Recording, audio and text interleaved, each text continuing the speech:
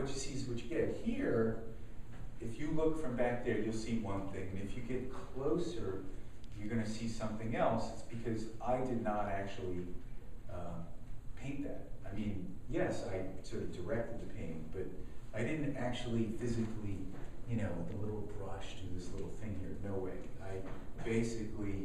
I gave it an idea, and I sort of let it happen, and hit it with a Bunsen burner and propane torch, and saw how it moved, and I just sort of watched and waited. I let the resin do it, and it sort of does its own thing. And if I really don't like it, then I just squidgy it out. I've got about half an hour to decide.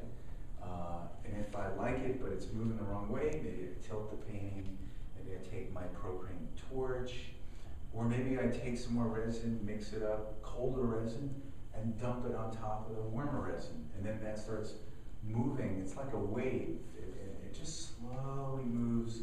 And then you capture some of the drips, which become their own sort of organic thing. It's almost like a living form. And that's the way I feel about this resin, is that it has sort of organicity. It's not dead. I've painted another medium, and they don't do anything that you don't tell them what to do. There are no surprises. So this is more surprise-driven, experiment-driven, a little bit of alchemy in that you can't repeat the same thing, even in the same day. I've done it actually. I've tried to do two little tiny paintings using the exact same resin, the same pigment, same everything, even the same syringe, the same day. Each one comes out differently. It's impossible to totally control it. So even under the best of circumstances, all of this stuff sort of does its own thing, which I really enjoy that, because it just, it creates the excitement of, I'm not really sure what's going to happen. And also, when I'm done with it, even months later, I might be looking at it and I say, oh, I didn't know that, about this part of the painting. I'm like, oh, that's a new discovery. I just noticed this thing here. So a lot of times, if you take a magnifying glass, you look up close in some of these things, you can just see things happening. I mean, this dog just sort of disintegrated, but it really feels like the dog. And then the feelings and the emotions of these people here,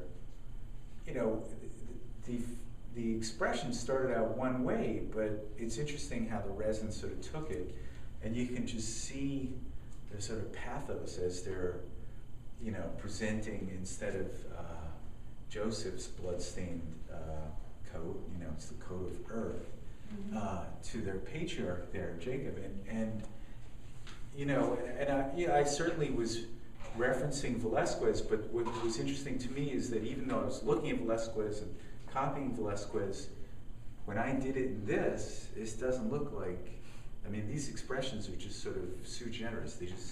They come out of nowhere. I'm not sure where they came from, but they just sort of appear by just allowing the resin to do its own thing. And then it does have that sort of freaky quality in terms of there's all this depth. You can just go in there and then come back out. A lot of these paintings are based on images from hundreds of years ago. That one over there, that's from Titian, Salome, and this one is Chardin, is blowing bubbles, and I've just substituted right there. The interesting thing is I went to look at one of the original Chardins at the National Gallery, and I was expecting something, and then when I got there, I'm like, wow, it's not exactly what I expected, because you look at the reproduction, you see the real painting, you're like, huh, okay. So, and then I realized this resin has just created something that's just wasn't there before. Because this